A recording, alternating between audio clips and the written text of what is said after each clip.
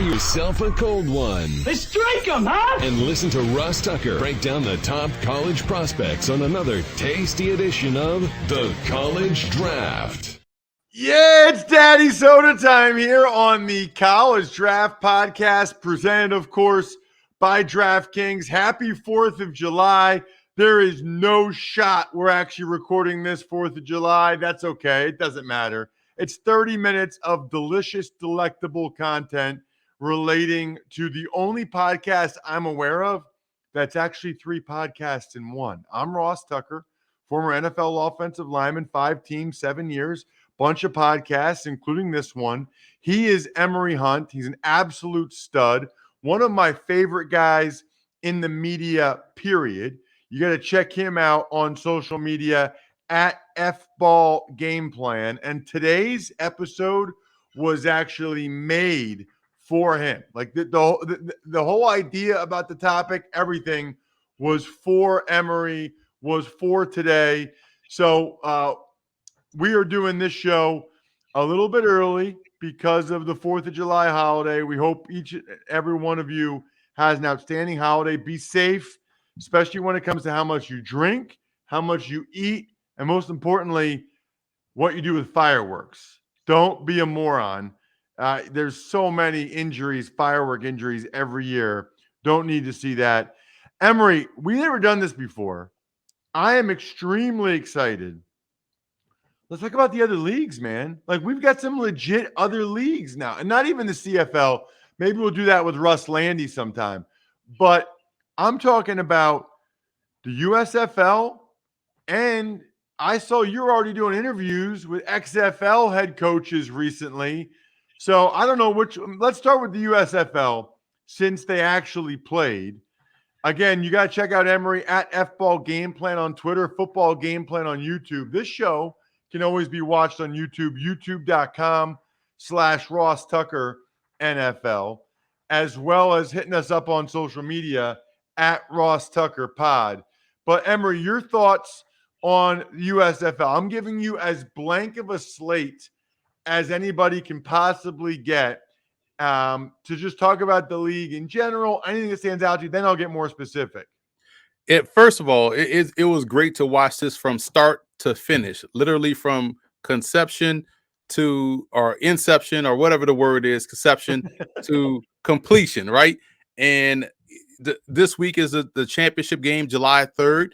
I'll be out there at Canton, Ohio for the title game, and it's going to be fun to see the culmination of what we saw transpire all throughout the spring, from March, from when everything was kicked off, to April when the season started, to now July 3rd. It's been a great foundation for guys to get fresh tape. And that's my whole thing. You know, we spend so much, and we'll get into the details of it, but we spend so much time grading prospects, talking about prospects, and for guys to get to the NFL, they get to that 90-man camp roster, and then some guys get cut, and then that's it. We wash our hands with it.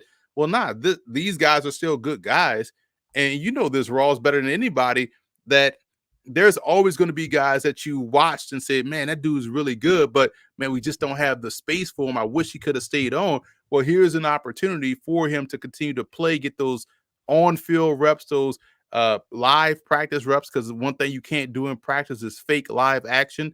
And so these games in the USFL, this entire league has been exactly that, a way for guys to really stay active, keep playing, stay in the football shape, get paid for it, and have success. And I'm glad there's an outlet for that. I just hate when people poo-poo the other leagues as if, you know, their playing doesn't matter if it's not in the NFL. But every other professional league has some sort of alternate league where guys can go make money, whether it's the Euro leagues in basketball or even the G League or even, minor league baseball, or playing in other countries, Central American countries. You can go play ball and get paid. That's what we need in the States. And that's why the USFL and next year the XFL fills a void. You know, I always think is amazing, just kind of a side note, like the guys in AAA baseball or, the G League in basketball, it might be different now, but at one point, the G League, I think, was $18,000. And those guys get like called up to 10-day contracts, and they make more money in the 10-day contract than they do the whole season in the G League. And what people don't realize is there's guys at the bottom of every roster, Emory, in the NBA, that it's debatable whether or not they're better than the best guys in the G League. It's very debatable. And it's the GM that can tweak it one way. Maybe it's because where the guy got drafted. Maybe it's because of whatever, but it's close. Same thing with AAA baseball and the majors and the difference in the money there. Same thing with the USFL and the NFL. It is just, it's always struck me.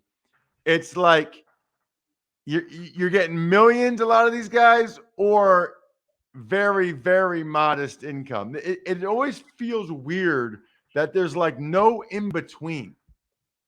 Right. And I feel like it shouldn't be an issue in the NBA or Major League Baseball because you're making money hand over fist and you're getting that return on your investment. The NFL, we know, is all about will it make money for me? Because if it was all about development, they wouldn't have shuttered NFL Europe in 2007 because it was perfect. Imagine if they stayed with NFL Europe, we may have seen all of those teams become NFL Europe instead of trying to try to play games over there in Europe to try to drum up interest. You could have developed those guys over there and had your own Europe division a part of the NFL. So we know it's all about money. Otherwise, the NFL, and I wrote this in an article on footballgameplan.com in 2016 in the summer, each NFL team is set up to have its own developmental team.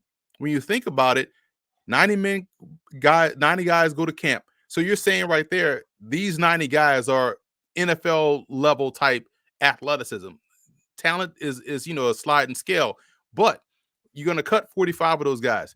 There's your developmental roster right there. There's your AAA roster right there. You could have your New York Giants and your Brooklyn Giants, have them play in a different area or whatnot. Play on a Wednesday. They are still in football shape. You still run the same system. Each team could have their own developmental team. You could stream it on the team's website. They already have their in-house media production and all that good stuff. So the league can do it. It's not like the owners are hurting for money to pay an additional 45 guys. You don't have to. You can pay them practice squad salaries, instead of paying them the millions of dollars that you're paying the guys on the active roster. Therefore, when you call somebody up, they're right there in football shape. They understand your system. They're running your plays. They understand your terminology. It's a seamless transition. And you can send guys back down on assignment just like you would do AAA. But a league like the USFL and the XFL has an opportunity to really, if you're on the cusp, on the fringe, you can be a professional USFL player or a professional XFL player and let that be your standard. And I think we'll start to see I personally believe, Ross, that if I'm a guy like a Stetson Bennett or an Emory Jones or let's say someone that if you were coming out of college now, if you're a Tim Tebow and the league is not going to give you a chance, I'm going to go bypass this whole draft process and this BS that I'm going to go through and go directly to the USFL or XFL. If I'm a JT Daniels, why would I go transfer to West Virginia? I'm going to play in the USFL against pro talent and perhaps get drafted from there or continue to work on my game and elevate my game. And then free agency, I'll sign where I want for a max deal. So I think these alternate leagues have a purpose. And if there's a unique opportunity for them to attack the transfer portal and attack guys that should be if you're a DJ Uiagalelei, why go back to Clemson this year? Go to USFL, play pro talent, get paid, and then make you move from there. I have a million things to say. Just listen to you. I mean, I have a lot of thoughts on this subject.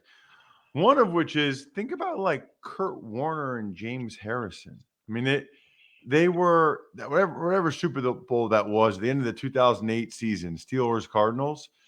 They were two of the star 3 or 4 players in that game, both NFL Europe guys.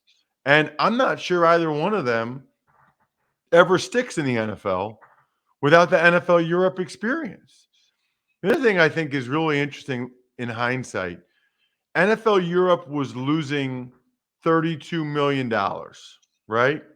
Which comes out to $1 million per team.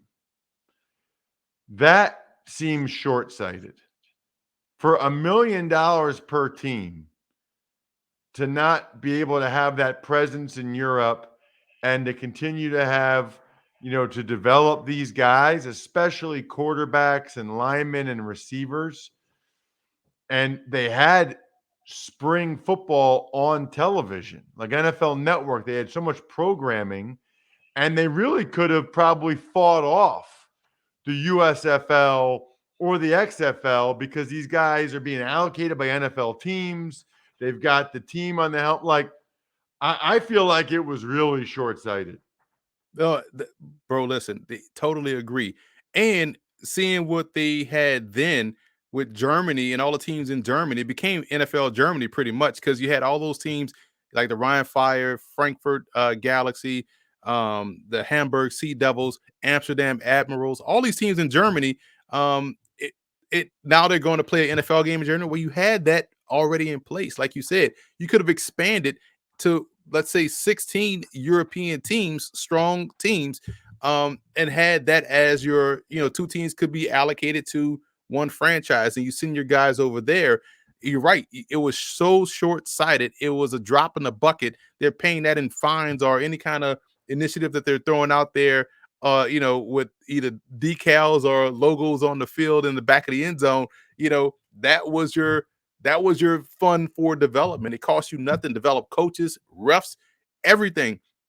And I agree with you. It would have fought off, all these iterations of these spring leagues, the UFL, the USFL, the XFL 2.0, the USFL 2.0. All of that would have been, null and void, not a chance for it happening had they just had a deeper vision of what they potentially had in Europe.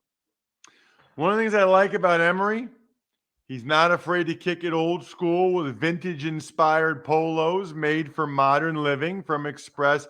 He also is not afraid to find statement shirts in bright colors, prints that pop, and lightweight fabrics. Neither am I. So be like me and Emory. Find something for every destination at Express, online or in store. All right. What were some of your specific, Emory, takeaways from the USFL season? What I really loved is that the games were efficient. They were competitive. Every game outside of one was a blowout.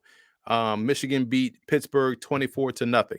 Outside of that, every game was in a one possession game, or at least a possession in a unique onside kick where you get a possession play to go forward on 4th and 12. If you make it, you keep the ball. So you really never are out of a game. And so I love that competitive games in the spring. And I hated that everyone just jumped in and talked about the lack of fans. Well, duh, you're playing games in a hub city, which keeps costs down, which gets you to year 2 and 3 and beyond. Everyone talks about, oh, you got to play in front of the fans. They had the beer snake at the XFL. Like, the beer snake is not making you money. That's losing you money. Forget the fans in the stands right now. It's about getting to year 2, and that's why you played in the hub city. And so, yeah, Birmingham had a great turnout for their games, but it's hard to ask fans in Birmingham to go to all the games, despite how cheap the tickets were. But people were focused on the fans and stands and not realizing you're watching a TV product. We learned during the pandemic, the first part of the pandemic, that we will watch anything as long as it's on TV, even football, without fans. So yeah, it's a TV product. You got to year 2. I think that right there was huge, and you start to see more interest from the TV eyes perspective. It was sustained consistency over the course of, you had your natural dips or whatever, but these are games that were played on Mother's Day, Father's Day, Easter. I mean, we've never seen football games played on those holidays, and they did particularly well. So it gives you confidence that this could be something sustainable, which is why those are the two biggest takeaways: the competitiveness of the games, which tells you the league is right there in terms of pro talent, and that the business model I thought was great for a year 1. You're not burning through money with travel costs and different workers comp issues in each state, and different stadium leases in each state. They contain costs, and now they get to a year or two and they could build on that. Yeah, I mean, the whole thing, people, if you, look, I'll be the first one to say that a great crowd absolutely enhances Absolutely. the product. Radio, especially television, there's no question. I've called games where there's nobody in the stands, maybe like some action games. I've called NFL games during the pandemic when there was nobody in the stands. And it makes a difference. There's no question. But there were reasons why there weren't fans in the stands, just like there were reasons there weren't fans in the stands during the pandemic because they weren't allowed. Well, in this instance, all the games were in Birmingham, as you referenced. It was a made-for-TV product. And I think that if you needed fans in the stands to validate whether or not you would watch it, you're kind of small-minded, short-sighted. I don't know what the way to describe it is, but it's just like, see the big picture, understand the business model. One of the things I think is interesting, I've always felt like they needed another league, right? Ever since they got rid of NFL Europe, I feel like they need another league. I will say, Emory, with 16 guys on practice squad, there used to be 5, man. When I was playing, there was 5, maybe 5 of my 7 years. In the last 2, maybe they bumped it up to 8. But with 16, I think on some level they think we are able to develop enough other young guys now that we have 16 on practice squad. I'm curious to get your thoughts on that. Is that puts a nice little strain on, the amount of talent that you think you can get from NFL cuts. So you think these guys are gonna, want to jump in and play games, but you're gonna, hey, I can make more in the NFL practice squad than I can, and playing a full season in your league. And the good part is, yes, you can, and we hope you do. But playing in the spring, you can get the best of both worlds. You can probably enhance your chances of not being on the practice squad by playing in the league in the USFL or XFL, and then going to training camp and making the 53-man roster and being on the active roster. That's the ideal scenario. So that's why I targeted certain guys, because we know this, Ross. Like, we had a pretty good idea of our athletic skills, and but 90% of guys all think they're top 5 picks, and so you have to literally understand where you are as a player, prospect, and your chances. It's mathematics. And so if I'm Stetson Bennett, if I'm DJ Uiagalelei, he may get more of a chance than Stetson Bennett. But if I'm Stetson Bennett, once the bowl game hits, and if I'm the USFL or XFL, I am at these bowl games. I am at these all-star games with contracts in hand. I'm signing guys right now to bypass the NFL Combine, the pro days. Man, just come play, and then let the chips fall where they may. We've seen guys there. This league, the USFL, had about 10 guys in it that were 2022 draft prospects that bypassed it and went directly to it. And now we'll see if those guys get signed, because they just put out fresh tape, and it's like, okay, this guy can play. He showed against pro talent that he has, pro skills. Let's bring him into camp. Otherwise, we wouldn't have drafted him. We probably wouldn't have signed him or brought him in on a tryout basis, and you don't really get an opportunity. I feel like I would rather, not all of them, but I'd rather take some of the guys that really showed out in the USFL, really played well against other professionals in their mid-20s than some of the real long shot undrafted guys. Look, I was an undrafted guy. I love undrafted guys. I was a real long shot undrafted guy. But I think there's probably a healthy mix there where if you can get some guys in camp that dominate the USFL, you should do that. Absolutely. And why wouldn't you? Because now they've shown they have, the capability. They're in football shape. They have that hunger now about them. And so now they can see a pathway for you to make the team, and you can see a pathway for yourself to make the team. Yes, you scrape off the top because, again, the USFL already announced they'll, obviously be back in 2023. They already announced they're going to have a draft. So they expect to lose guys. And it's probably going to be the guys that we're talking about, like your Chris Odoms, who has double-digit sacks and leads the league in sacks and block kicks. He blocked 4 kicks, field goals. So that's a guy that's probably going to win Defensive Player of the Year, and it's probably going to be in the NFL. So if you're the Houston Gamblers, okay, we need a defensive end. Now we go into our draft and we draft one. So you expect to have that turnover, and it works hand in hand because you're playing in the spring. You'll be done in time. You'll be done July 3rd. And so training camp starts at the end of July. Bam, it works out perfectly. Better get some rest those 2 weeks. Right. Better get a little bit of rest. But that's how it used to be for the NFL Europe guys as well. Who jumped out to you, Emory, other than Chris Odom in the USFL? It was fascinating to watch Reggie Corbin, the running back for the Michigan Panthers. Just a fluid, elusive runner, great burst, great explosiveness. Cavante Turpin, the wide receiver coming from the New Jersey Generals, he was outstanding, made a play a game, also affects the game as a returner. You look at on defensive lineman Toby Johnson for the New Jersey Generals out of Georgia. I legit swear this dude was in the backfield every play. And so you saw a big nose tackle, get pressure, get sacks, stop the run, make a diving interception. So you saw that. Channing Stribling, the cornerback out of Michigan, led the league in interceptions.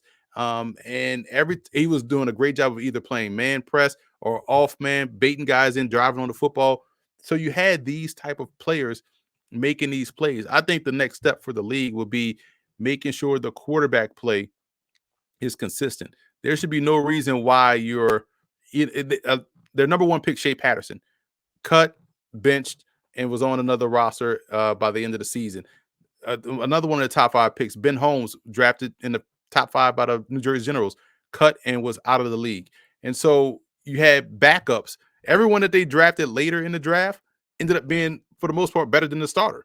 And so they got to get that properly correct in terms of how you acquire QB talent, which is why you want to go after guys that were highly successful in college, that were winners, and also recognizable names. And I think that's something that that could be a pathway for them moving forward and how to get better. Because we know fans want to watch, scoring. They want to see quarterbacks that they recognize. They want to see good quarterback play. They want to see the PJ Walkers of that nature. And I think that's where leagues like this have to really, focus on to get those guys in. But those were some of the standouts to me. Yeah, I think they focus on name recognition for the quarterbacks first, right? Like Shea Patterson, I know him from Michigan. I think that Paxton Lynch, I think that was a major emphasis early. I also saw your interviews with a bunch of XFL coaches. These are all guys I played with and against, like Hines Ward, Anthony Beck. Where was that at that you were doing all these interviews, and what was that about? That was the XFL Showcase, the first one. It was in D.C. or on the campus of the University of Maryland, College Park, Maryland, at their indoor facility. Fabulous, by the way. I love going to Maryland games because they serve Chick-fil-A. So that's the best. You get a game at Maryland, you're going to get good Chick-fil-A and good pizza, by the way, too. So you can eat twice at Maryland, Ross. You got to get in there and do a Terps game. So, but that was the XFL Showcase, and it was great to talk to these guys. One, as a fan of the game, a football junkie, I'm talking Wade Phillips, Rod Woodson, Terrell Buckley, Hines Ward, Mark Ross, the executive vice president of football ops, who also works with the NFL Network and was with the Giants for a while. Princeton guy, football player there too. So talking to all these, and Anthony Beck as well, you talk to these guys and you're like, man, you can see the excitement in their face. And the fact that this league has gone a different route in terms of coaches, outside of Wade Phillips, they got guys that are young, that are former players that are now breaking into being head coaches. Although all of these guys have coached before at some level. I told a story to Terrell Buckley. I was like, you may not remember this, but I sat next to you at a Nassau Community College game, and we were looking at Rasul Douglas. He was coaching at Louisville at the time. He said, "Oh, I remember that. Yeah, we tried to get him to come to Louisville. He ended up going to West Virginia." So I let him know, like, yo, I'm always around. You know what I'm saying? So, and he remembered because we were sitting in this tight, small press box that was fogged up windows that we couldn't really see. So that's the type of guys that they're getting to be. Emory, what were you doing at a Nassau Community College game? Because they had the running back they played Georgia Military College, and the running back at the time had signed with Auburn. He was the number 1 JUCO running back, but he was playing for Georgia Military, and I wanted to see how he was. His last name, I believe, was either Robinson or Johnson, but he wasn't the story of that day. Now I'll show you my notes from 2016. I had a screen I on my website. I was like, Rasul Douglas is a Sunday player, and whoever gets him is getting a stud. And I remember he DM'd me when he signed with after the game or later on. He was like, man, I really appreciate what you said. He had signed with West Virginia. He still remembers that, by the way, the write-up I gave him at Nassau, because he stole the show. And when we came to watch the running back, Javon Robinson was the running back's name. And so he stole the show. And so it was fantastic to watch JUCO football out here in the Northeast. But I love the showcase. You had 200 guys there. They let the media watch the defensive workouts. So you had 100 guys in defensive workouts. Then the 100 guys of the offensive guys came in, but the media was not allowed that access. But just to see the passion in these guys' face of working out, hoping they get an opportunity, hoping they can find a way to play football for a living, no matter how much the salary is. And that's what the league, the XFL, and also the USFL is all about, giving those guys that opportunity. How do you decide which one to try to play in or which one to go for? What's the difference? The XFL is playing from February to April. So there's going to be about a 2-week overlap. And the USFL is from April to July. So if you are, it's probably going to come down to salary structure, coaching style, or, where the teams are playing. If you have a chance to go to Dallas or Birmingham, you're probably going to go to Dallas. If you have a chance to play in St. Louis or, let's say Tampa, you probably want to go to Tampa. So it all depends on where you want to be, and also who's coaching. And because both games are on network television, ABC and ESPN and Disney has the XFL, Fox and NBC has the USFL. And so you're going to be seen. I just think it depends on where you go, how much you're going to make, and your likelihood of maximizing your opportunity. So that's why I'm saying, if you're a college guy and you're in the transfer portal and you're a senior and you're starting to think about the pro game, start looking at these opportunities and decide whether or not you're going to try to make the NFL team. Or you can try to, if you feel as though you're not getting the buzz that you deserve, go jump in the USFL or XFL. XFL, you'll be done before the draft. And so you have a better chance of getting drafted by the NFL. USFL, you're done right before training camp. So you have a better chance of signing after they make all their OTA and minicamp cuts. So I think it's going to be up to the student athlete to make a wise decision on their future. Check him out on social media. That is going to be very interesting to see how that unfolds with the XFL and USFL. He's at F-Ball Game Plan, Football Game Plan on YouTube. I'm at Ross Tucker NFL. We are at Ross Tucker Pod. You can always check out the show on YouTube as well, youtube.com/Ross Tucker NFL. I think I like when the XFL plays better. I think it's smart to be a week after the season, but we'll see. I'm glad they're going head-to-head next year.